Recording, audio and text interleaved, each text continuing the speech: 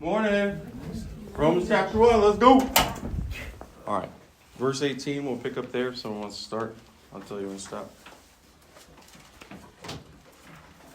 But God shows his anger from heaven against all sinful, wicked people who suppress the truth by their wickedness.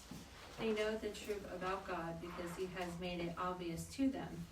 Forever since the world was created, people have seen the earth and sky. Through everything God made, they can clearly see his invisible qualities, his, if I can speak this morning, sorry, his okay. eternal power and divine nature, so they have no excuse for not knowing God. Okay, thank you. Yes, as you guys are talking about, 18 and 19 and some of 20, depending on what translation you have, it flips them, and what you start with will be at the end, and vice versa. So Jody, is yours totally different? Mm-hmm. What do you got? Christian. The Yeah, CSB? Christian, yeah. Okay. What do you have? Christian Standard. Will you go ahead and read yours? 18, 19, 20.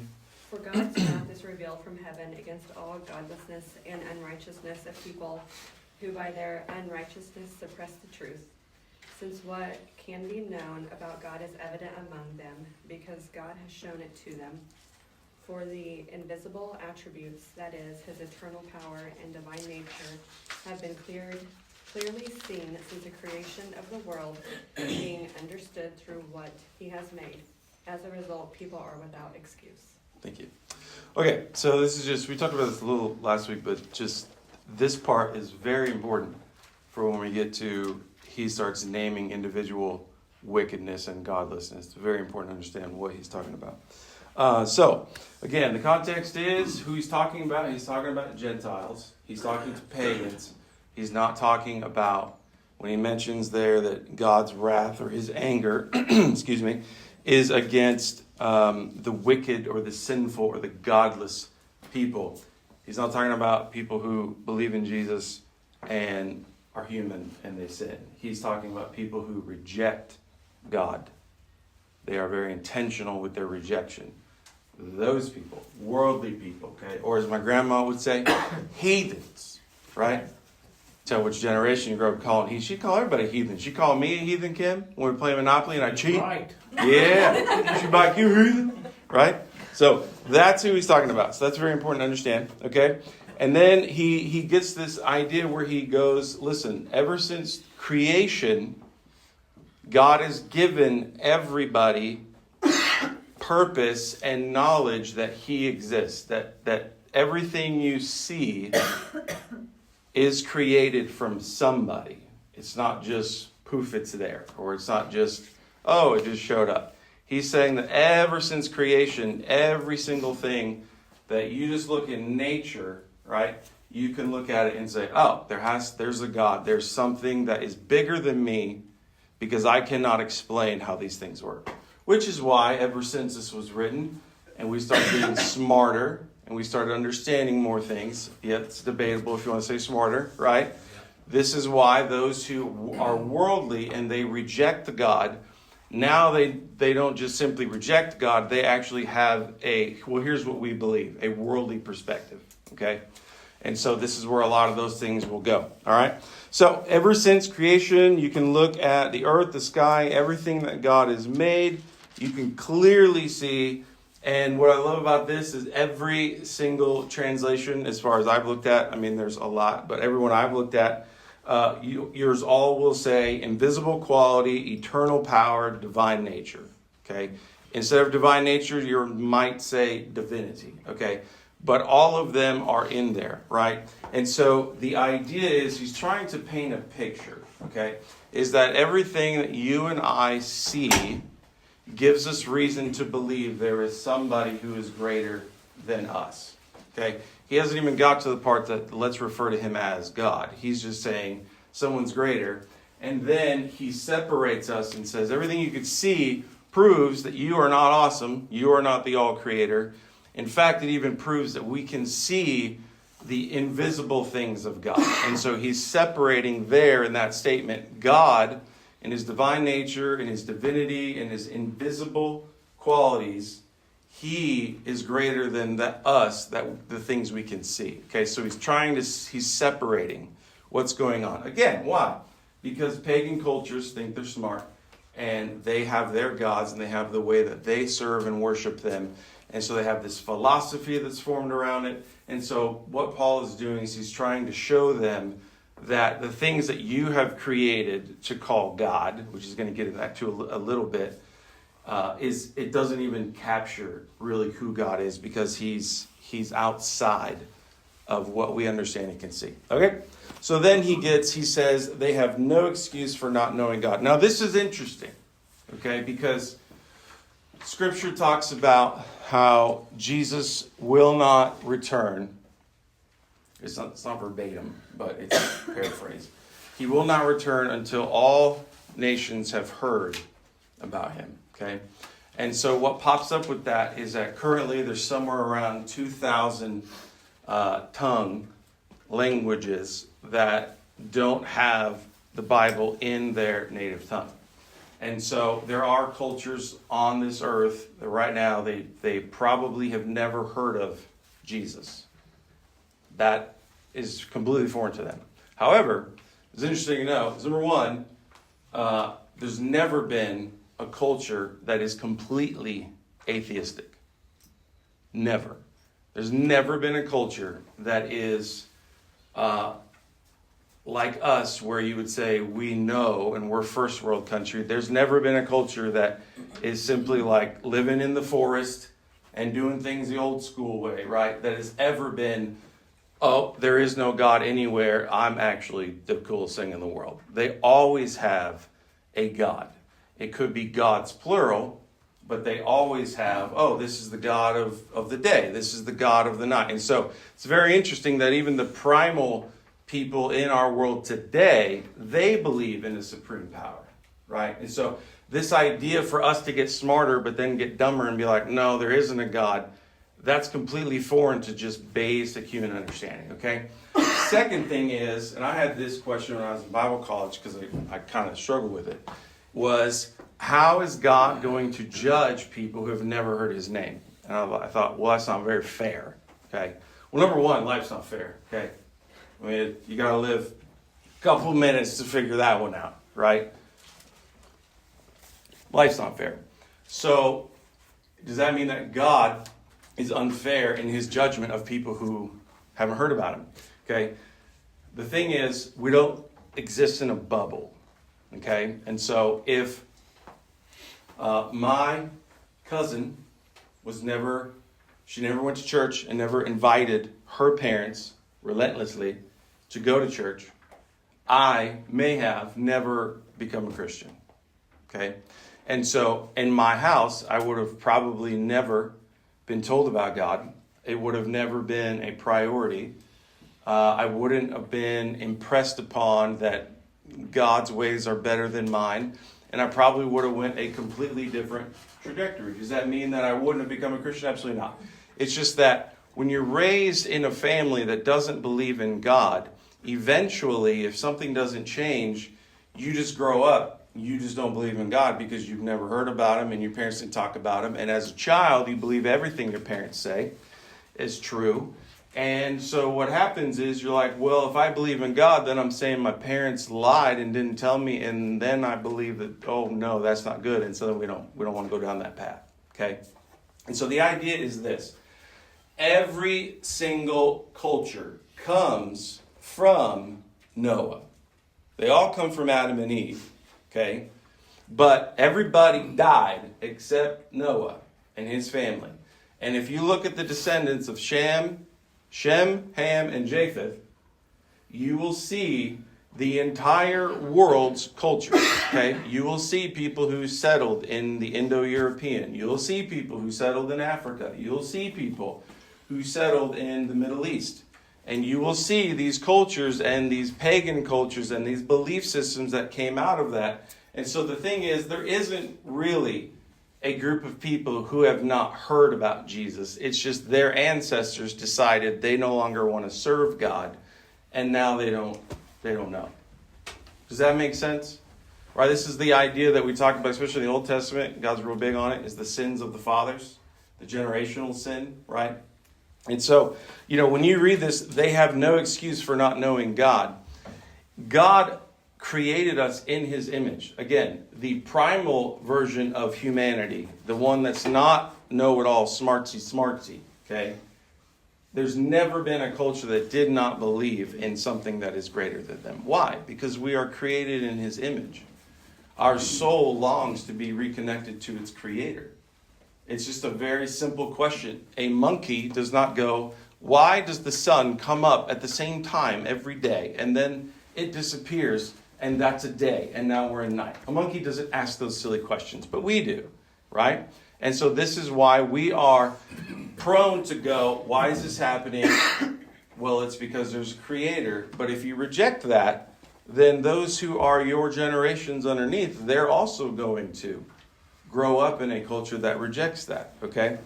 But that does not mean that you are without excuse. No one gets to go to heaven and be like, well, Kim, sorry, didn't know. It's like, dude, you can look at nature and you can go, where'd that come from? Okay? So that's what he's saying there. Verse 21, yes, they knew God, but they wouldn't worship him as God or even give him thanks. Okay? And they began to think up foolish ideas of what God was like. As a result, their minds became dark and confused. This is very important, the words that he uses here at the end of dark and confused. Okay? So what he's saying is, again, remember, he's talking about creation. He said, since the creation of the world. So he's talking about Adam and Eve, Cain and Abel, Cain's descendants, Seth, Seth's descendants, Noah, Noah's descendants. He's talking about those dudes. Okay? And he says that they knew God and they chose to not worship God, but instead foolishly replace the all-supreme God with images and mindset that they created. Okay? That's what it says there, right? They began to think of foolish ideas of what God was like. Okay? So they knew God, and then they replaced the knowledge of God with, well, here's what I think he's like. Okay? And when you break things down, when you look at like church doctrine over the years, or you see there's like a big breakup in a church of like, well, we believe this and no, we believe that. When you look at those things, when you break it down, usually where it comes from, it doesn't come from the Bible, because no other book has ever been looked at long enough than this sucker. And we're still figuring stuff out, right? That's how awesome God is. He's so big that you can talk about him for 2,000 years and not know everything, right? But normally what it comes down to is somebody is taking who God is and they're replacing that with an image or an idea of what they want God to be, right? And so when you look at, well, God loves everybody, so there cannot be a hell, right? And you get into this mindset of nihilism, right? That mindset is, well, I don't want to believe that there's a God that would send people to hell. 99% of the time, it's because somebody you love didn't do something that they should have done, that they might have known better, right? They didn't live for God or they rejected him. And so instead of going, this is God's standard and God is the judge and he never makes a wrong decision, we go, well, I don't like really believing in a image of God that doesn't look good for the one that I love. So let's replace that with, well, God loves everybody. There is no hell. Okay? And that's where these things come from, is somebody's just simply replacing who God actually is. And then he says, as a result, their minds become dark and confused. The image that he's trying to paint, okay, is, look, words are important. He says, yes, they knew God. And then he says, but as a result, they became dark and confused.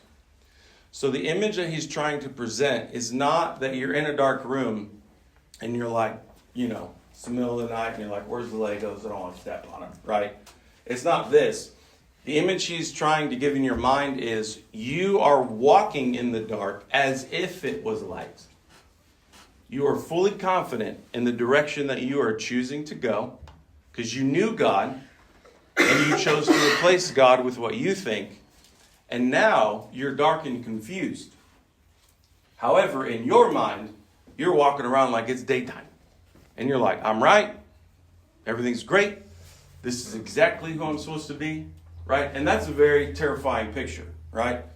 Try to walk around in the dark like it's daytime, bad things will happen, right? Very bad things. So that's the image that he's trying to convey. Verse 22. Somebody read it, please. Although they claimed to be wise, they became fools. Just 22, or just start there? And exchanged the glory of the immortal God for images made to look like mortal man, and birds and animals and reptiles. Therefore God gave them over to the sinful desires of their hearts, to sexual impurity sexual impurity for the degrading of their bodies with one another. Thank you. You got NIV, don't you? I am. Do you have NIV? Yeah. Is that not okay? No, it's okay. It's just the NIV is the only one that specifically jumps into sexual stuff right there. No, it's okay. It's not your fault. You didn't write it. This is R-rated. Yeah. Do you remember how many sermons you guys have heard on Song of Solomon? 0. Yeah, we ain't touching that with a 10 You know foot. how many I would feel comfortable giving? 0. Yeah. You and me both. Okay, so he says that they are dark, they're confused. Again, they think that they are right. We are fully confident. And claiming to be wise, or pretending, or presupposing that everything that you think about everything, you're right, everybody else is wrong. That's a very terrifying place to be, right? Very terrifying. Because what happens when you find out you're wrong? And it could just be wrong in one thing. It completely wrecks your entire worldview. Because then it goes, well, what else am I wrong about? Right? It's not good. This is why pride is opposed by God. Because pride is the number one sin that leads to all sin. When you put yourself in place of God, or your intellect in place of God, this is when bad things happen. Okay? So he says, claiming to be wise, they instead became utter fools. And instead of worshiping, they made idols to look like people, birds, animals, reptiles. Now, what comes to mind? People who make idols, birds, animals, reptiles. The cow in Leviticus. Very nice. Very nice, right? So, what was it? So, Egyptians, right?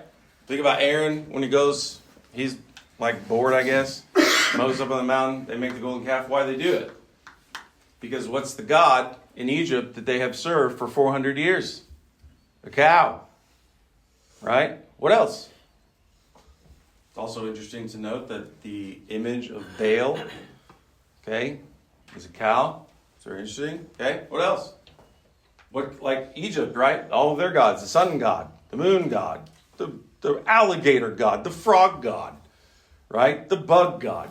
It's very interesting to note that of the 12 plagues, whenever it deals with nature, there is an Egyptian fake false god that is equated to that. And so when he drops frogs on them, he's like smacking their little g god in the face. Because they're like, oh, he's reverent. And then he just covers the ground with him. And they're like, ah! It's like, well, whenever God shows up in my life in that capacity, I'm not like, ah! Right? So it's that's how you know you're not doing the right thing when you get terrified of the thing you worship. Okay? So they turn, again, and they make God into these images. Right? So we're seeing idolatry. Why, when God gets to Moses and he writes the 10 Commandments, why is the first one? Right? You talk about God being God. When you look at half of the 10 Commandments, they are about God remaining God. No idols, no false gods, right? Don't be doing this stuff, worshiping. Don't be getting after stuff that you've created. You could just worship God. That's what you could do, right? So, he's trying to break it down, right? Again, in their culture, they would understand this. They got the God for the ocean. They got the God for the birds. They got the God for the sea. They got the God for the weather. They got everything, okay? So he's trying to paint an image. Now, verse 24. So God abandoned them. What are the other words you guys that it uses in your translations? Let these people go their own way. Okay, he let them go. Right? What else? Someone's got like, gave them up. Gave them up to uncleanliness. Gave them up, gave them over. Okay, very good. Okay. Anybody else got anything?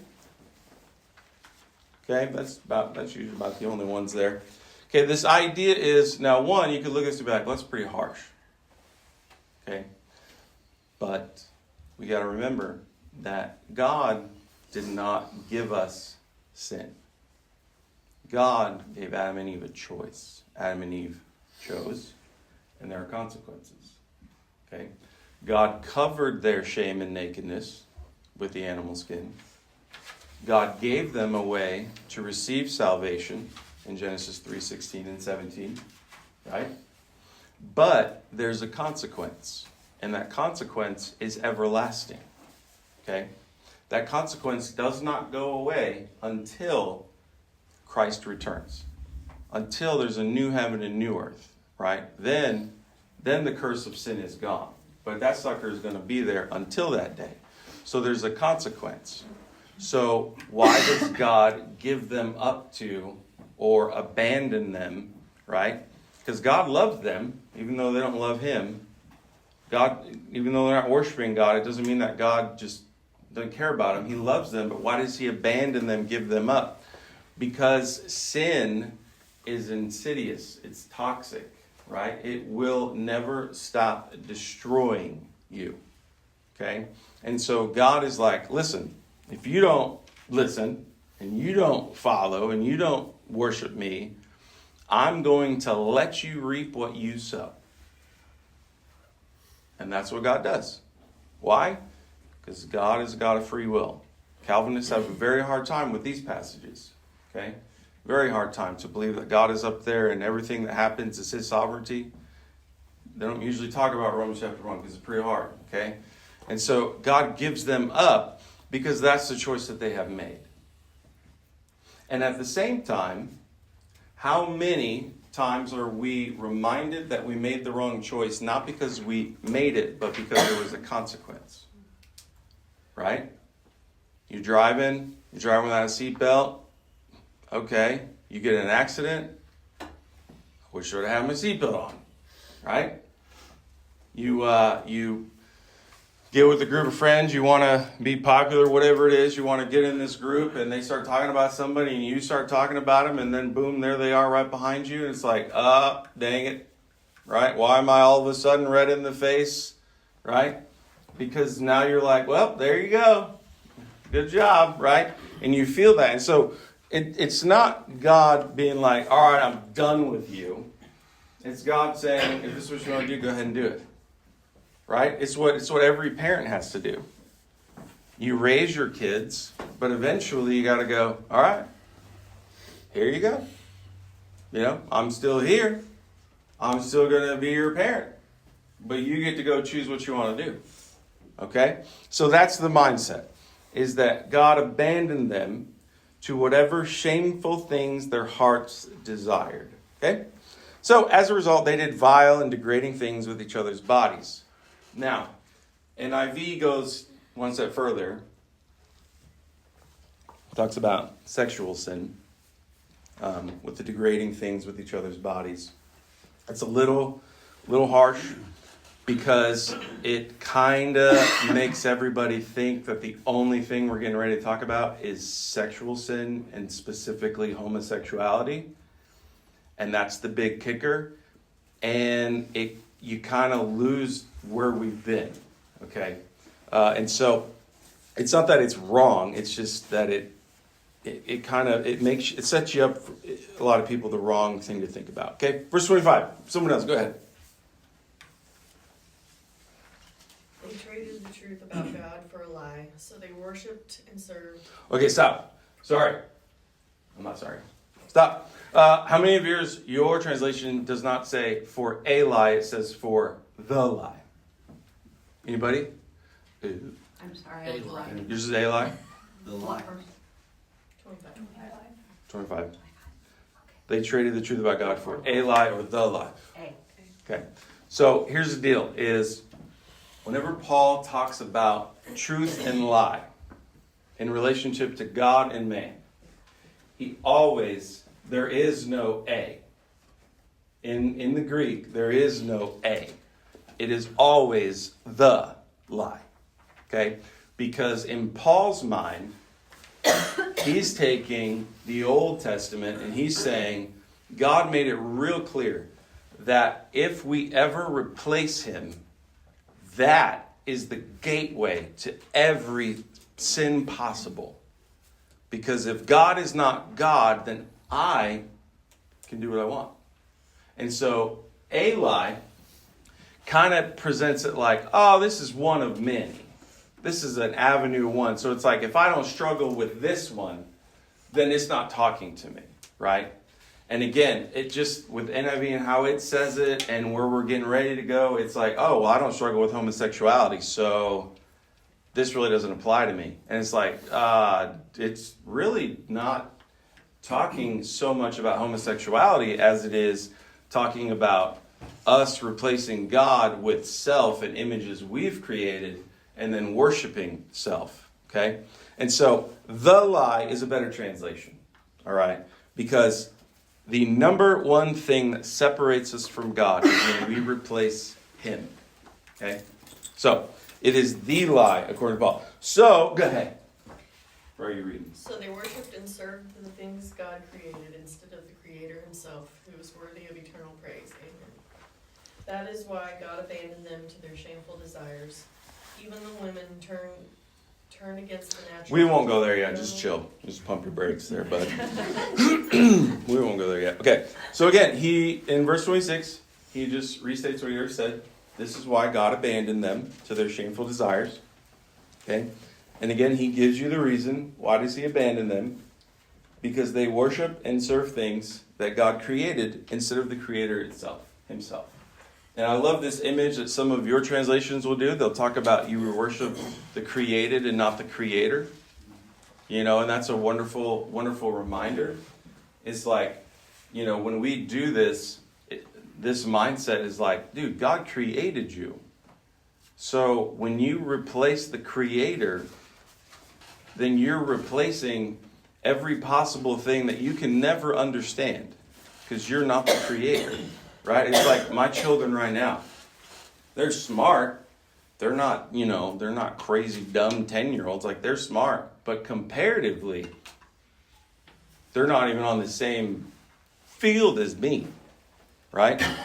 And so it's like, if they replace me with, oh, I don't need Shane's wisdom or experience. I don't need that anymore. I can figure it out because I'm 10. Maybe when they hit 15, they might do this, right? It's what we all kind of do, right? But it's like this. So this is what he's saying is like, listen, you replaced him. And so God's like, here you go. You can have it. This is what you want, right? Here you go. But what I love about God is he doesn't just go, all right, here you go. And then sit back with popcorn like, I can't wait to see him train wreck, right? That's not why he lets us go, all right? So now we'll get into good stuff. You want to read this, Ben? Oh, no, I have to go. Oh, how Can convenient. I ask a question? How convenient. Yeah. What's up? So you said that the NIV narrows the focus down to mostly sexuality. It's not that it narrows it down. It's that it preemptively says sexual sin. What does yours say? Verse 24. What's the thing it uses? Degrading each other's bodies. Simple desires in their hearts to sexual impurity. Yeah. So it's not that it's wrong. It's not that it narrows No. it down. It's But you said there was a broader focus of what they were doing that was not good. the problem that Paul is saying here, the context is that we have replaced the God with images that we create. Okay. He's going to give a couple reasons of how that manifests. And of those reasons, one of them will be sexual sin. Okay? But when it preemptively goes to and every kind of sexual impurity, our minds automatically go, okay, well, if I don't struggle with what's next, then that's not talking to me. And we completely forget 1 through 18. We completely forget 18 through 24 or 23. And it's like, that's not, yes, it is about this, because sexual sin is a way to replace God because you're creating his image. So when we misuse how we were created, we are replacing, no, I think my body should be used this way, not the way you intended me. So it is a way to do that, but that's not the entire conversation. Okay? Yeah. So it's not as wrong. It just kind of makes us go somewhere we don't need to But I go. think that's a focus of even the Oh, yeah. interpretation. Oh, I'll leave yeah. it there. Absolutely. Well, because it's easy. It's like seeing chocolate on the side. You're like, I'm going to eat that. Like the pumpkin bread the other day. Oh, baby. Man, I feel like we should have that every week at church, shouldn't we? I told Kaylee yesterday, I'm like, could you imagine if I live for 50 more years? I get to have this for 50 years. Oh, man. Can't wait. Can't wait. I got a compliment the other day. Someone goes, how are you so skinny? I thought, oh, what's your name? You're very nice. You're a very nice guy. They've been to the eye doctor, is that what you're saying? Oh, that was quick. Very nice. Very good. I'm so happy that you have that characteristic about you. Very good. All right, somebody else read. Where do you want? 26. Do you want the NIV? Oh, I don't care. Get after it. Because of this, God gave them over to shameful lusts. Even their women exchanged natural relations for unnatural ones. In the same way, the men also abandoned natural relations with women and were inflamed with lust for one another. Men committed indecent acts with other men and received in themselves the due penalty for their perversion. Okay. So, outside of the obvious, homosexuality, there's so much more going on here. Number one, there's great debate as to why Paul brings up women first and men second. Okay. One of the ideas is that, and this is, again, when you reject God, you reject God's standard. Now, there cannot be any question, okay? God created Adam first. Adam was created first. Eve comes from Adam. Okay? So Adam, when it says that he has dominion over all the things that God has created, that includes Eve. Okay? The problem is, when you reject God, you go, that's sexist. And you completely miss the entire thing that God does in the New Testament. Why is Jesus and the church referred to as a bride and a groom? If you don't understand the relationship between Adam and Eve, you miss it.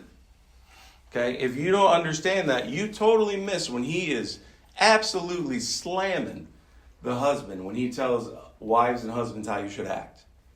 It's like, wives, submit, right? Respect them. Husbands, die.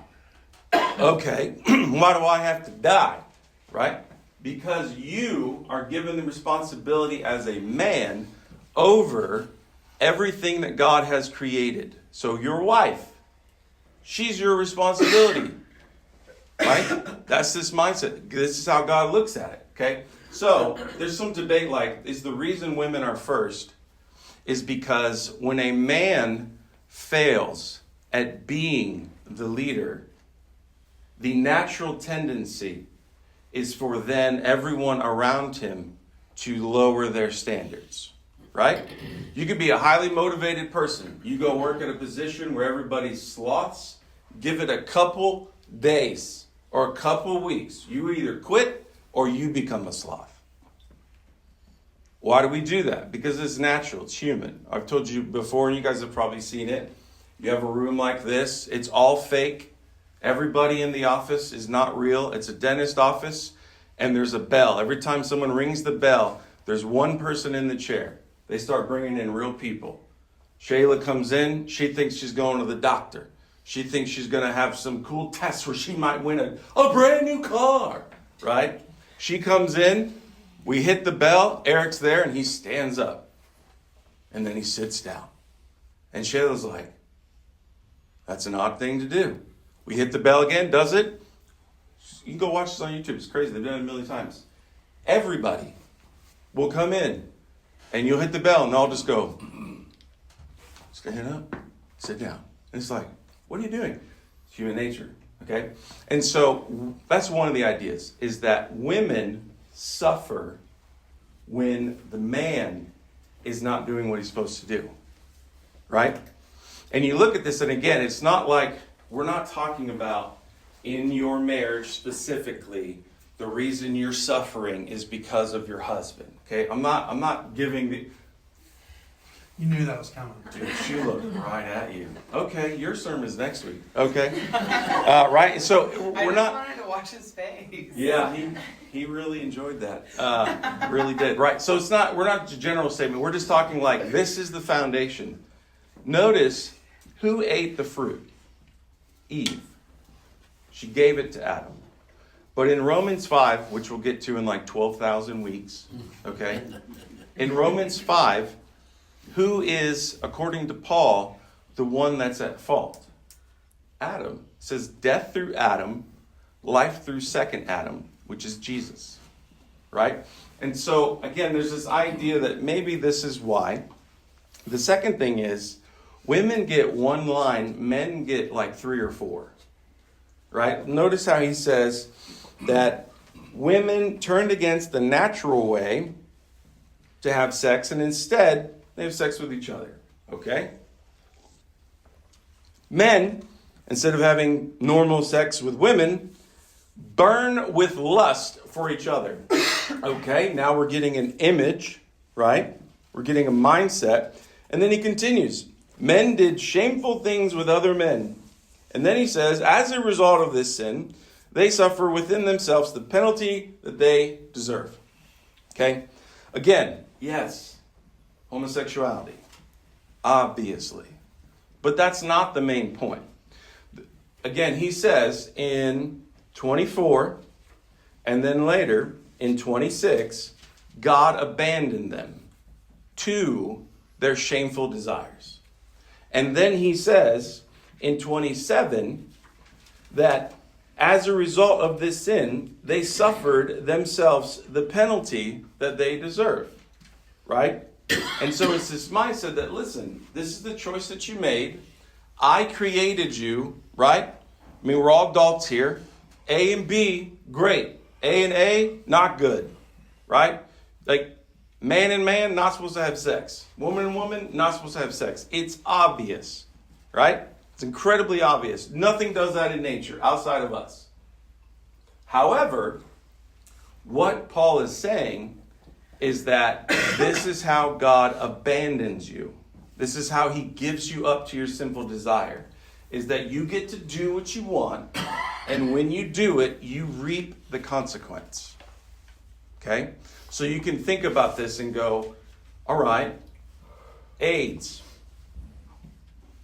Think about the monkeypox thing that popped up last year. Do you remember? Did you hear about the disgusting thing of how that happened with the dude in France?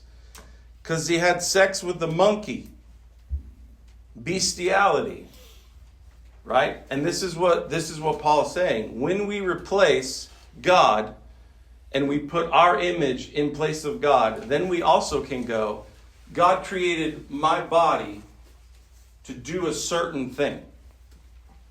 And when I don't do what I was created for and I go, I want to do this with my body, there are consequences. And this is where God is like, okay, here you go. Here's your consequence. Okay? So one form of replacing God is in sexual sin. Yes, homosexuality. But that is not the point. That is not the main point. If anyone is like, you can't, being gay is wrong, or whatever silly, dumb, religious Christian knuckleheads say, right? Whenever they get their one-liners out there, right? And they use this verse, okay? Just take it with a little bit of salt that, yes, it's in there. Okay, you can't argue that. But that's not the main point. Okay, because he continues. Verse 28, please someone continue. Since these people refused even to think about God, he let their useless minds rule over them. Mm-hmm. That's why they do all sorts of indecent things. They are evil, wicked, and greedy, as well as mean in every possible way. They want what others have, and they murder, argue, cheat, and are hard to get along with. They gossip, say cruel things about others, and hate God. They are proud, conceited, and boastful, always thinking of new ways to do evil. These people don't respect their parents. Okay. So, again, it's one way, sexual sin. But now look at what he gets to, right? So God abandoned them to their foolish thinking, let them do things that should have never been done. Okay? Then he says, their lives became full of every kind of wickedness and sin. And then he names them. Greed, hate, envy, murder, quarreling, deception, being malicious, gossiping, right? Backstabbers, haters of God, insolent, proud, boastful. And then this qualifier, right? They even invent new ways to sin. It's like you think about it, again, like I remember, the first time I had a girlfriend, and I never talked to her. I was terrified. It was like Valentine's Day, and I gave the card to her friend to give to her. Because I was like, I can't handle this, right? The first time I held hands with a girl, I was like, I'm going to die. It was just like, you're terrified, right? And it's like, here I am, I've been married 16 years. It's like, is holding my wife's hand the same that it felt the first time? Absolutely not, right? Do I love her more? Absolutely. But the feeling that I got in the beginning of going like, oh wow, it's the first time I don't know, is she going to marry me? Is she going to, she like me? I was telling her the other day, I was like, you know what? You didn't like me for like 2 weeks. In fact, I had to work really hard to get your approval. And she goes, you know what? You're right. And I thought, I had some riz back in the day, as the kids say, right? And so this mindset of like how things change. And this is what he's saying about worldly people, is that first, you replace God. Second, right? You get mad because your feelings get hurt, and what do? You kill your brother. Oh, that's logical. That makes complete sense. Let's just kill someone because my feelings got hurt, right? And so what he's saying is these things lead to another, and then at some point, murdering gets old. At some point, gossiping gets old. And so you're just going to invent new ways that are more exciting, right? That's wild to think about. But at the same time, very true. Okay. So he talks about things that I think, again, you might read verse 27 and go, that's not me. You read verse 28 or verse 29, you're like, okay, I'm in that list, right? So he's presenting an image, right? Because again, if you have God as God, where he should be, and everybody is his creation, you are not going to gossip. It's not going to happen. Because you are going to know, listen, this is God. We're all created in his image. None of us is better than the other one. So it is absolutely a sin to gossip and to slander and to smoke someone else that's created in God's image. That's putting me as I'm better than you. Now God is no longer on his throne in your life. So you got to fix that. No gossiping. Right? And that's where we're like, well, talking bad about someone for 2 minutes on the phone that's not killing anybody. But again, notice the list. This is where Paul says, listen, dude, they lead to each other.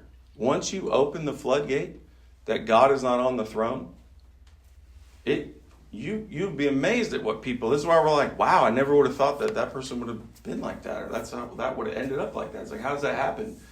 Because God is not on the throne, and now it's whoever they want, whenever they want. Bad things can happen. Why? Because we were never meant to handle the knowledge of evil. It consumes us. As much as we try to think we've beaten it, we haven't. So, invent new ways of sinning, and then this wonderful thing that seems so odd. They disobey their parents. Right? When I read that list, I'm like, this is interesting. We're talking about homosexuality. We're talking about bestiality. We're talking about crazy, massive things. Murdering, gossiping, greed, stealing, we're thievery. And then you just don't obey your parents. I'm like, dang it, I almost made it all the way through. Not really, right? But you read, it's like, why is this a problem? Because when you as a person have authority in your life, and you replace them, and you say, I don't have to listen to you, when they're your authority, that's when bad things happen. Right? Now, in a perfect world, kids will listen to their parents, parents will love their kids, and we wouldn't have to have as much help as we need for kids and parents. And we wouldn't have these knucklehead parents walking around. And sometimes, Lord knows, I've been a knucklehead, right? But we don't live in a perfect world. And so when you look at this, it's like, I've actually heard this said, Ed. Someone told me that, well, I have to listen, and their parent was abusive. And they're like, well, I have to listen to it because it says right here, obey your parents. I don't want to disobey my parents. And I'm like, okay, first of all, Paul's not talking about your parents, okay? Because your parents got all kinds of craziness, right? And so it's like, what's he saying? He's not saying the specific thing as much as he is saying the idea. When you're a kid, your authority is your mom and dad. When you replace them and you don't have to listen, you disobey, that is leading in the same respect that I will be as a parent, I replace God. That's the problem. We are not meant to be on the throne. Does that make sense? Okay? So the idea is, this part of Romans, is God's on the throne. This is what happens when you replace him. He gives examples. Those examples are legit. They're intentional. They're purposeful. But that's not the whole thing. Okay? We're totally missing it if we only look at, homosexuality is bad. Okay? Totally missing it. And usually we miss it because they read verse 29 and 30 and they got their feelings hurt, and so they just bring up the other verses. Okay? So, continue with, let's go 31. Go ahead, somebody. Don't have any sense, don't keep promises, and don't show love to their own families or mercy to others. Although they know God's judgment that those who do such things deserve to die, they not only do these things, but they also approve of others who do them. Very good. Okay? Again, we're still talking about early people. Okay? We're not talking about 2025. We're talking about early people. They know that God exists. Okay? We're talking about people that lived in a time where there were 8 people and that's it. Are you kidding me? Okay? It's why, like, this, we're not talking about 2025. Like, there's no reason for you to leave God and reject him, and yet they did it. And if they're going to do it, I'm absolutely going to do it. Right? Because you look at their life, this is mindset now, we're not going to get in trouble, so don't quote me as what I'm saying, because I ain't saying it. You know what I'm saying? Right? It's this mindset, like, I thought about this one day, like, one of the problems we have, now this isn't sinful to go to Walmart and buy groceries, but one of the problems is, because our culture, we no longer have to do what God said in Genesis 3, that we have to till the ground, and it will not work for you, so it's going to suck. Because we don't have to do that anymore when we go to Walmart, that is one area that you and I lose a connection to our Creator. Because in that moment, I don't have to trust God for rain. I don't have to thank God for the harvest. I don't have to understand, why does Jesus use so many agriculture parables? Because that's how we used to be, right? And so it's not that going to Walmart and buy groceries is sin. I'm not saying that. I'm just saying that's an area where, because we have gotten smarter, it is an area where we no longer, unless this is what we do for a living, we don't have to trust God for that. And again, when you start to look at these things, you're like, man, no wonder it's so difficult to pay attention and have this perspective about God. It's because our whole life now, how much of it is what originally we did, and how much of it just, we don't have a connection to God, right?